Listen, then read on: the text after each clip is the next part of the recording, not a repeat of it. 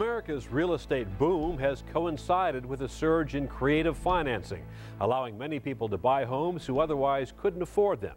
4 years ago, interest-only loans were rare. Last year, they accounted for nearly a third of all mortgages.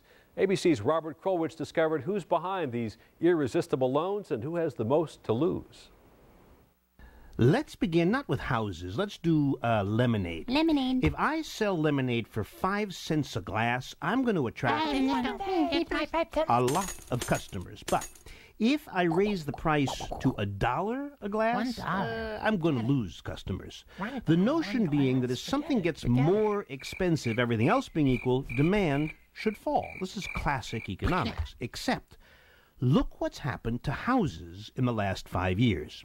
Even though the average home in California jumped 103%. Nice. In Florida, 80.5%. Cool. In New Jersey, 76.5%. As homes get more and more expensive, for some reason, they attract more customers ready to buy, not less.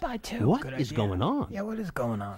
Well, Federal Reserve Chairman Alan Greenspan said this month that the folks who lend money for houses are making it so easy, dangerously easy, to get a mortgage.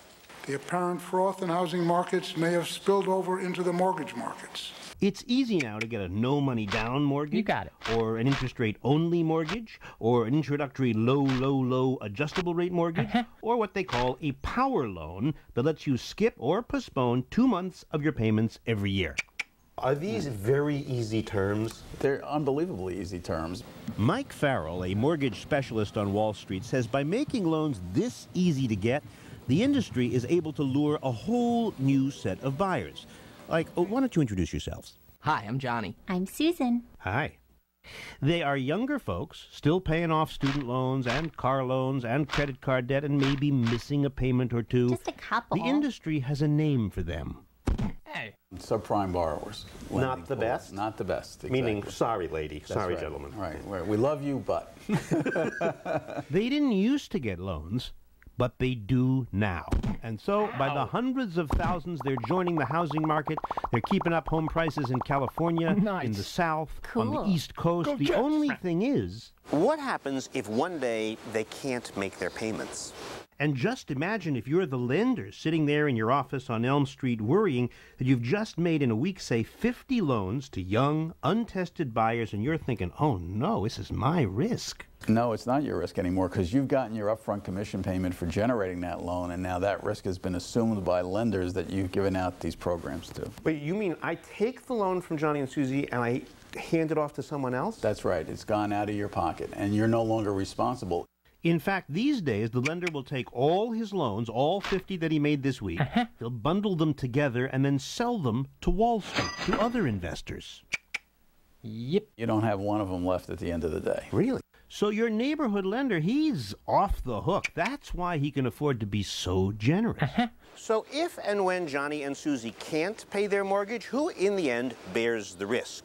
Well, according to Mike Farrell, the major investors in American mortgages are rich groups of investors and Asians, especially Koreans. These are individual rich people, or their governments? It's mostly through banks and some private banking, but mostly through banks. Apparently, in Korea, this is a fashionable investment with a good rate of return, which makes it attractive. But if Americans do not pay their mortgages, Koreans, rich Koreans, will take the big hit. Who knew? Well, like, why isn't this great? So then Americans get to buy houses and some schlump in Seoul, Korea bears the risk. That's not a bad deal. It's great as long as you can keep the financing terms at the favorable levels that there are for the lenders. Which means if one day the housing bubble bursts and rich investors, Asians and Americans, decide investing in mortgages, hey, it's risky, and they invest less and less, for the next generation of Johnnies and Susans, when they want to buy their first home, it's going to be much, much harder. Because when things go bad, somebody always pays. For Nightline, I'm Robert Krulwich in New York.